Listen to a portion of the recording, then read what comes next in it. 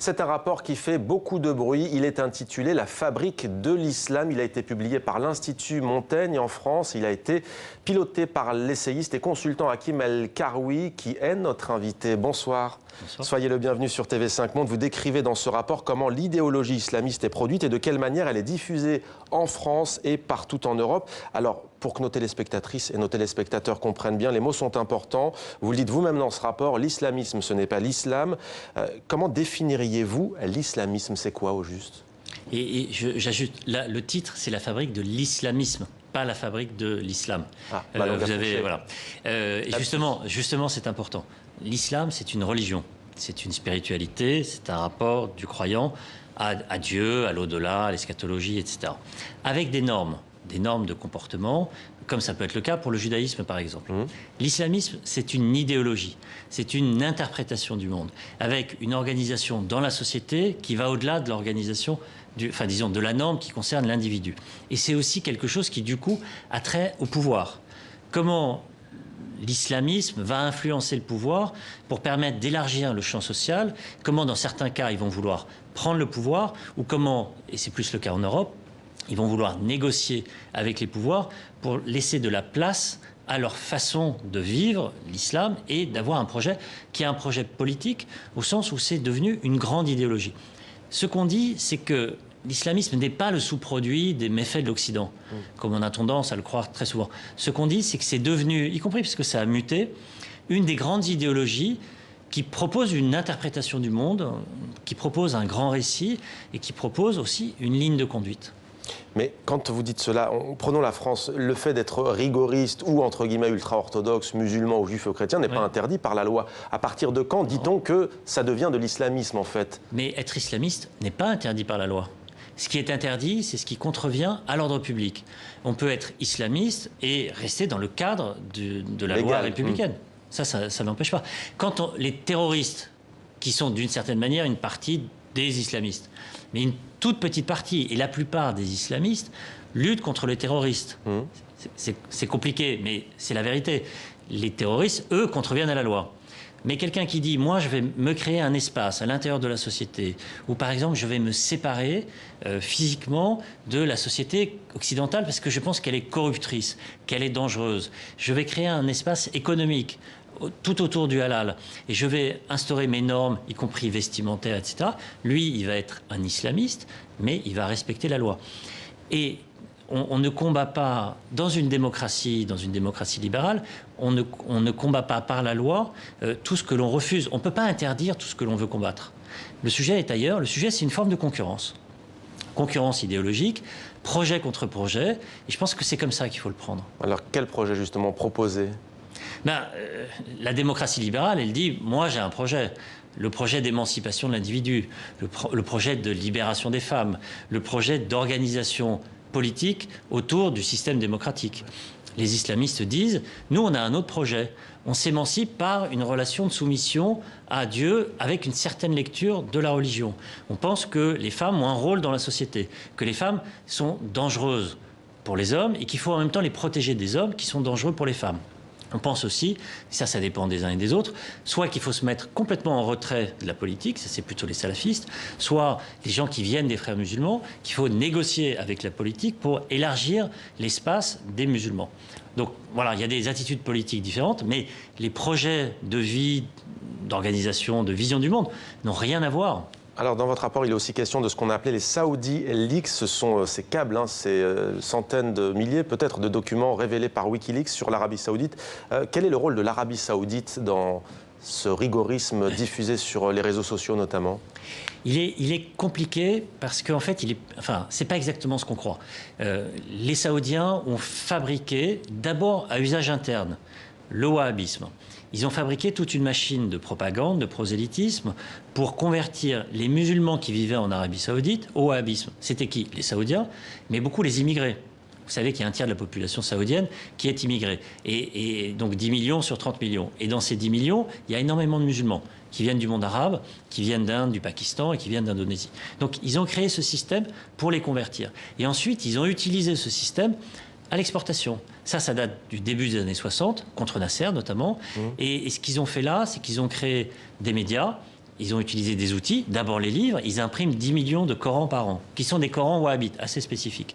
Et puis ils ont créé des chaînes de télévision, en réponse notamment à Al Jazeera, et ils ont eu une influence progressive avec des institutions, la Ligue islamique mondiale, l'Université de Médine, d'abord sur le monde musulman.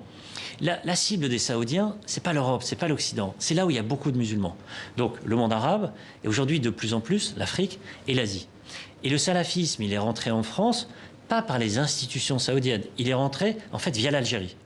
Et via la guerre civile algérienne, quand on a des salafistes algériens qui n'étaient pas directement liés à l'idéologie saoudienne, puisqu'ils avaient leur modèle à eux, mais ces salafistes du fils du GIA sont arrivés en France, ils sont arrivés réfugiés politiques. Et ils ont commencé à prêcher. Et il y en a un qui vient d'être expulsé, qui est l'imam Doudi de Marseille. Lui, c'est l'exemple même de ce mouvement-là. Alors, vous parlez aussi d'un concept qui est très controversé en France, non pas celui d'intégration, mais d'assimilation. Il y a en ce moment toute la polémique avec un célèbre polémiste qui a proposé à une autre animatrice qu'elle porterait mieux un prénom qui n'est pas le sien. Les téléspectateurs verront à quoi je fais allusion sans doute. Vous parlez des dynamiques d'assimilation qui fonctionnent. C'est quoi l'assimilation ? Je pense que c'est le cœur du modèle républicain. Les Français disent, nous croyons en l'universalité du genre humain. Venez à nous. Vous vivez en France, votre vocation c'est de devenir français. Comme nous. C'est pas ce que disent les Américains. Les Américains disent, séparés mais égaux. Une fois qu'ils ont dit ça, il y a une limite, c'est les grandes différences. La grande différence, c'est pas d'avoir un prénom étranger. La grande différence, c'est d'avoir un signe qui dit que le mélange, le métissage n'est pas possible. Pourquoi les Français rejettent le voile ? On va dire c'est parce qu'ils sont xénophobes, qu'ils sont anti-musulmans. Non, moi je pense qu'ils interprètent le voile, à tort ou à raison, je ne juge pas. Le voile, ils l'interprètent comme une soumission. Donc c'est un blocage face à la liberté. Comme une inégalité entre les hommes et les femmes. Si les hommes musulmans étaient voilés, ça ne poserait pas le même problème.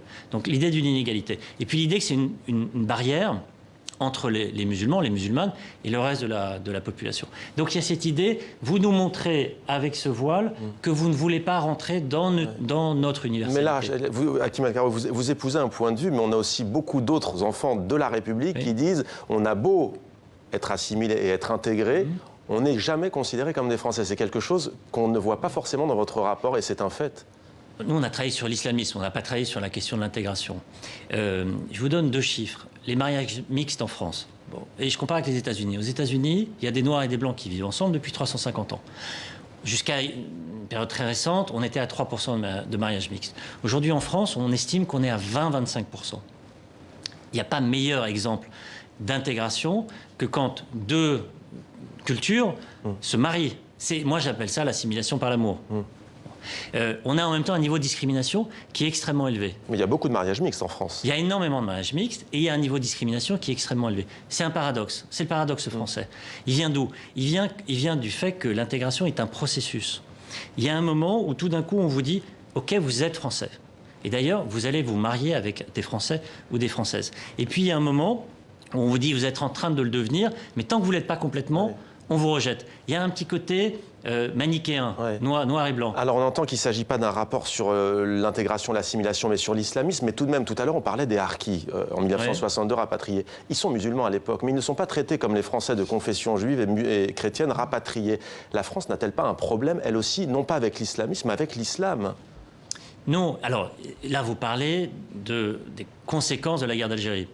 Là, il y avait un problème de citoyenneté, puisqu'on ne considérait pas les Algériens comme des citoyens avec les mêmes droits. Les Juifs avaient eu le décret Crémieux en 1870, les musulmans n'y avaient pas eu droit. Il y a cet héritage, ça c'est sûr. Je ne crois pas, et quand je vois l'enquête que j'ai faite sur les musulmans de France, quand je vois la dynamique de l'intégration, je vois qu'il y a un succès majoritaire, mais qui est silencieux. Et d'une certaine Vous les invitez manière, à prendre la parole d'ailleurs. Aujourd'hui, ce que je leur dis, y compris avec ce qui se passe au Maghreb, le sujet, disons, la cible des islamistes, c'est pas d'islamiser la France. C'est islamiser à leur manière les musulmans. Il faut que le reste des musulmans, les musulmans silencieux, se dressent contre eux parce que c'est leur intérêt, parce que les Français les regardent et disent mais Je ne comprends pas. Les attentats, les musulmans n'ont pas bougé. La montée du salafisme, les musulmans ne bougent pas. Ça c'est faux que les musulmans n'ont pas bougé. On en a vu beaucoup dans les manifestations aussi. Oui, mais ils n'ont pas bougé de façon, je pense, suffisamment symbolique, de façon suffisamment dans le débat, dans la construction d'outils de mobilisation, d'outils de contre-discours, d'outils de d'autres projets. Et donc ça, c'est absolument essentiel. En fait, pour montrer, la question c'est, vous êtes avec eux, vous êtes avec nous. Je ne dis pas que c'est une bonne question. Je pense que c'est une question qui existe. Et que ça fera je pense qu'il faut donner une réponse. Et c'est comme ça qu'on va apaiser le débat. C'est comme ça aussi qu'on va faire baisser les discriminations. Merci beaucoup Hakim El Karoui d'avoir répondu à nos questions. La fabrique de l'islamisme, donc publiée par l'Institut Montaigne en France. Merci à vous. Merci.